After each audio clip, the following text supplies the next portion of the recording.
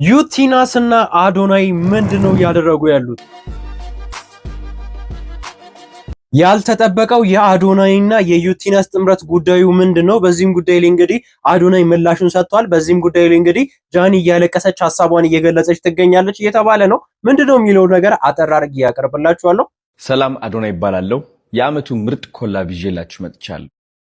ከዜሮ ተነስታ በጥንካሬዋ እዚህ ደረጃ የደረሰች ጀግና ሴት ነች። ቲክቶክን በመጠቀም ህይወቷን ቀይረዋለች።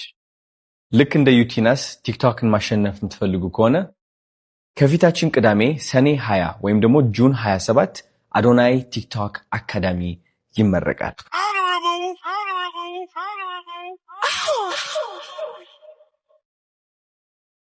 በአካል መጥታችሁ ከአዶናይ ስለ ቲክቶክ መማር የምትፈልጉ ከሆነ ሰኔ 20 ወይም ደግሞ ጁን 27 እንዳያመልጣችሁ።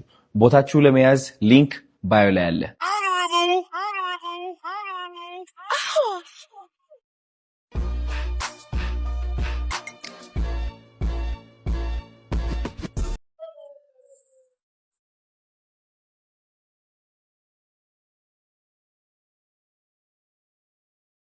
ያያችሁት ነው። ዩቲናስ እና አዶናይ አንድ ላይ ኮላብ አድርገው እንግዲህ አዶናይም ስለሷ በጣም ምርጥነትና ጥሩነት እየተናገረ ይገኛል። ይሄን ነገር ደግሞ ማንም ሰው በፍጹም ይሆናል ብሎ ጠብቆ ማያውቅም ነበር። እንግዲህ በቮቲንግ ጊዜ በጣም ብዙ ሰዎች ዩቲናስን ሲሰድቧት ነበር። እሷ ገረድ ተብሎ የሰው ልጅ አይሰደብም። የገረድ ልጅ ነው ስድቧ። የሰው ልጅ ገረድ ተብሎ አይሰደብም። እና እዚህ ጋር ምን ብለህ ነው የጻፍከው አንተ? ነው ወይስ በአንተ ስልክ ሌላ ሰው ነው የጻፈው? ደግሞ ከአንተም ብሶ እሷን ለመምከር አረ ምን አይነቱ ገገማ እንደዚህ ነች ብሎ እሱን ከፍ አድርገው እሷን ሲያጥላሉ ነበርና በዚህ መሀል እኔ ምን እንደተረዳሁኝ ታውቃላችሁ? ሁለት ዝሆኖች ቢጣሉ መሀል ላይ እንግዲህ የሚጎዳው ሳሩና መሬቱ ብቻ ነው። በዚህ መሀል እንግዲህ በጣም ብዙ ሰዎች መሀል ላይ ገብቶ ሲያቦኩ ነበር። በጣም ብዙ ነገር ሲሉ ነበር፣ ሲሳደቡ፣ ሲያንቋሽሹ ነበረ። ሚዲያውን እንግዲህ ስማርቱንን መጠቀም የማንችል ከሆነ ደግሞ ከባድ ነገር ውስጥ ነው የምንገባው።